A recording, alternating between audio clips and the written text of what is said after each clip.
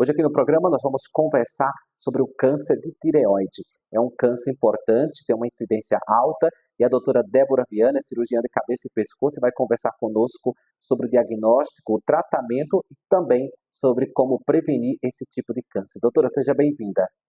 Muito obrigada por me receber. Doutora, o câncer de tireoide tem uma incidência alta atualmente. Exatamente. Ele é o terceiro câncer mais incidente em mulheres aqui no Brasil, tá? É muito comum em mulheres em torno de 40 anos, tá?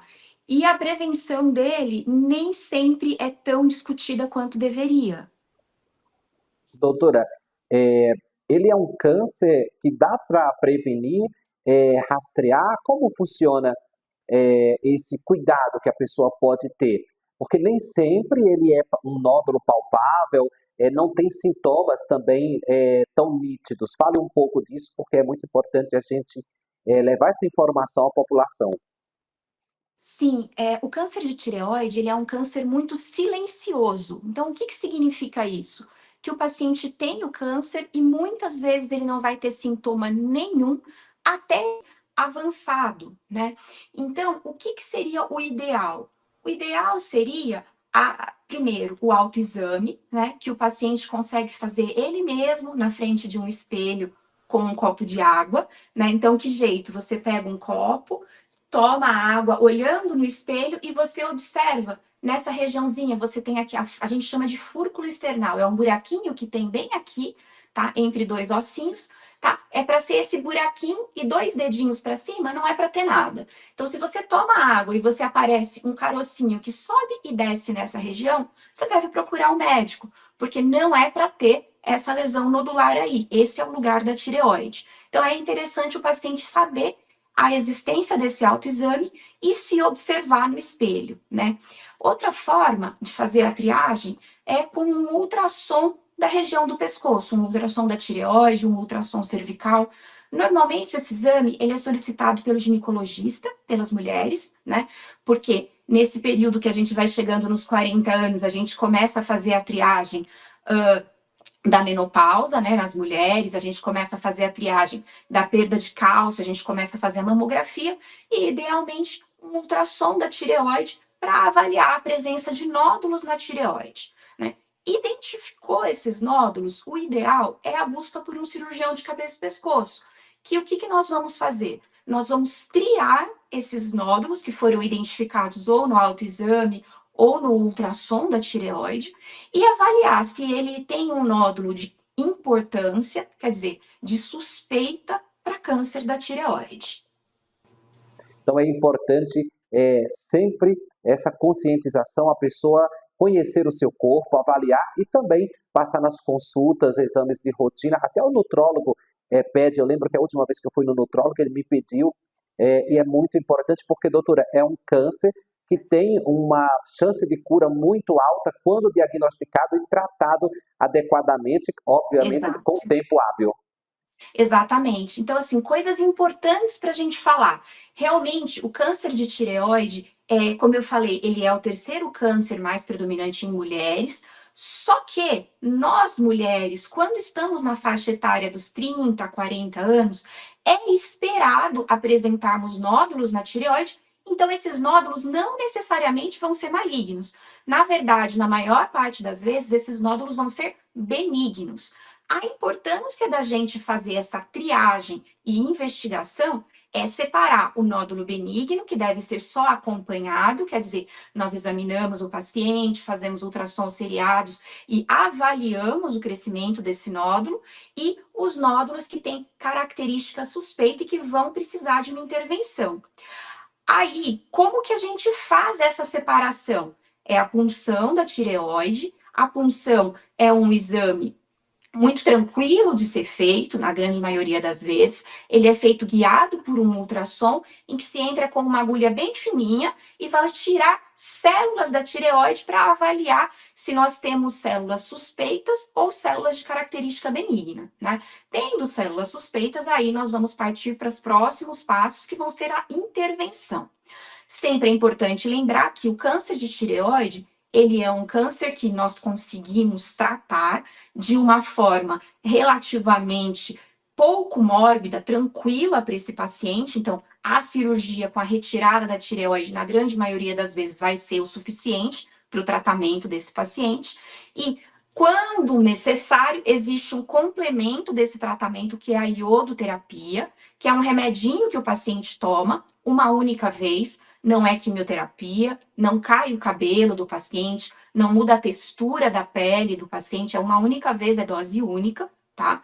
Que é tomado esse remédio para complementar a cirurgia. E nós temos uma incidência de sucesso desse tratamento do câncer da tireoide em 98% das vezes. Quer dizer, é um câncer de altíssimo sucesso para tratamento. Até mesmo, doutora, quando já existem metástases? Até mesmo quando já existem metástases. Aí a diferença, na grande maioria das vezes, é a agressividade que esse tratamento vai ter. Então, quando eu tenho um câncer inicial, o meu tratamento ele é menos agressivo. Então, eu posso, por exemplo, fazer uma tireoidectomia parcial. Por exemplo, não retirar a tireoide inteira desse paciente, né? É menos agressivo. Esse paciente não vai precisar repor o hormônio da tireoide. Lembrando que a tireoide produz o hormônio que regula o metabolismo. Então, a partir do momento em que eu faço a retirada da tireoide, eu preciso fazer a reposição desse hormônio para o resto da vida, né? Então, se eu consigo fazer essa identificação inicial, eu vou poder fazer esse tratamento com uma tireoidectomia parcial. Ah, não, a gente está um pouquinho mais avançado, então a gente vai precisar de uma tireoidectomia total. Não, eu tenho metástase no pescoço. O que é a metástase, né? Só para todo mundo lembrar. Então, quando a gente tem um câncer, ele quer sair da região onde ele iniciou e ir para outro lugar do nosso corpo. E aí, primeira coisa que vai acontecer, ele vai conseguir ir para os linfonodos, que são os órgãos de defesa que vão lá e englobam ele e tentam bloquear esse câncer para não partir para frente do nosso corpo.